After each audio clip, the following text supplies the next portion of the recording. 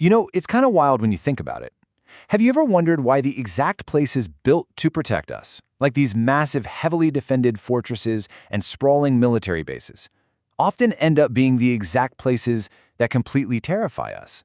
I mean, why are the world's most fortified locations also its most haunted? Let's get into it.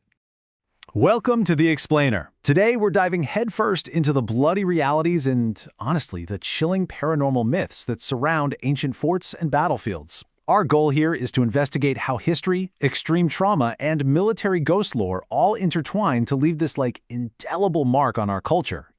Here's our roadmap for today. First up, echoes of the battlefield. Then, history's darkest tragedies. Third, curses, phantoms, and legends. Fourth, we'll look at the skeptic's perspective. And finally, we'll wrap up with the paranormal tourism boom. All right, let's jump right into Section 1, Echoes of the Battlefield, Scars on the Landscape. To really understand this, we have to look at the staggering loss of life on open battlefields. Take the Battle of Antietam during the American Civil War back in 1862. It was just a vicious, brutal conflict, where in literally just 4 short hours, over 23,000 soldiers were killed, wounded, or went missing. 23,000.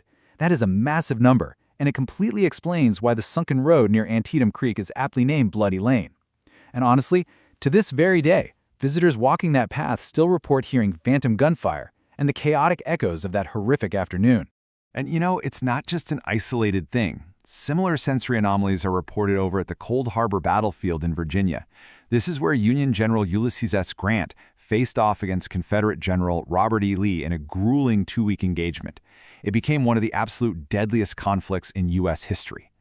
People visiting today, they actually claim to smell lingering gunpowder in the air. Locals even report hearing the unmistakable echoes of war, cannon fire, gunshots, and the cries of soldiers. It's like the landscape itself is scarred. Moving on to Section 2, History's Darkest Tragedies, Beyond the Battlefield.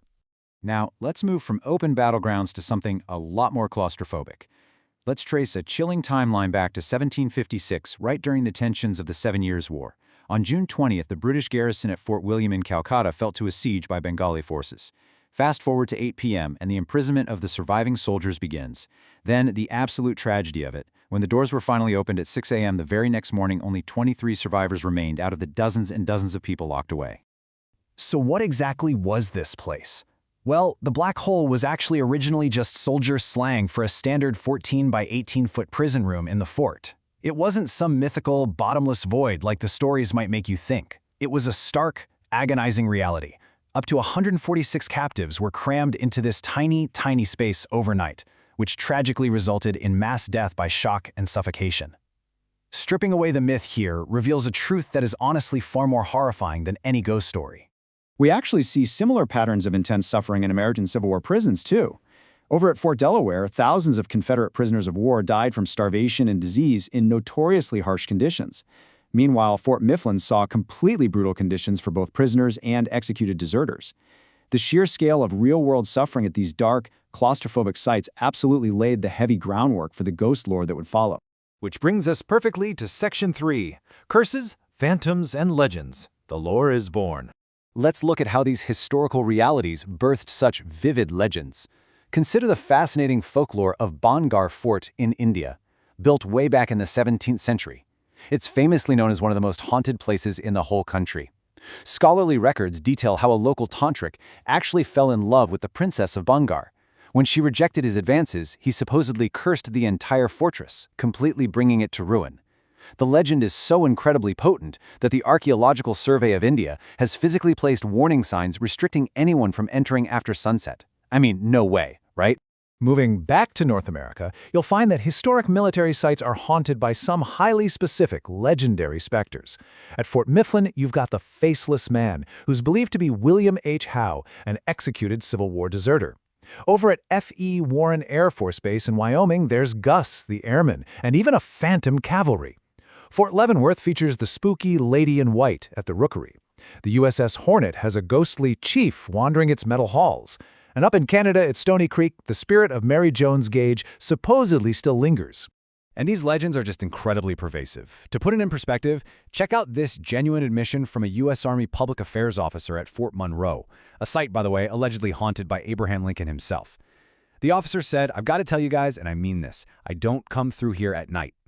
When an official military representative straight up admits to avoiding the grounds after dark, that really emphasizes just how deeply entrenched these stories are in the everyday culture of these locations.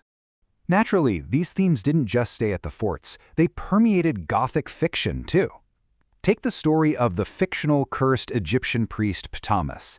Cursed with eternal life, he was sent to punish British imperialists for despoiling ancient resting places. The story features this gripping description. So distorted was his countenance that I instinctively recoiled. It perfectly highlights how real-world anxieties about past traumas and desecrated graves evolve directly into the thrilling horror stories we consume in popular culture. All right, Section 4, The Skeptic's Perspective, Unmasking the Phantoms. So let's put our skeptic hats on for a second and compare some of these famous ghostly claims to their logical, scientific explanations. Take Fort Mifflin. The terrifying screaming woman could very well just be the result of echoing acoustics along the riverfront. At Fort Delaware, that famous photo of the Blue Man apparition, it's highly likely just a photographic artifact or pareidolia, our brain's tendency to see faces in random, ambiguous patterns. And on the USS Hornet, think about it, a massive, empty, metal ship naturally amplifies sound and vibrations, which perfectly explains those disembodied voices and clanging. Balancing these spooky tales with rigorous skepticism is absolutely crucial. So you might be wondering, how exactly does this folklore survive across generations if there are such rational explanations? Well, it's a super fascinating cultural mechanism. First, these are historic environments already marked by enduring isolation and real documented trauma.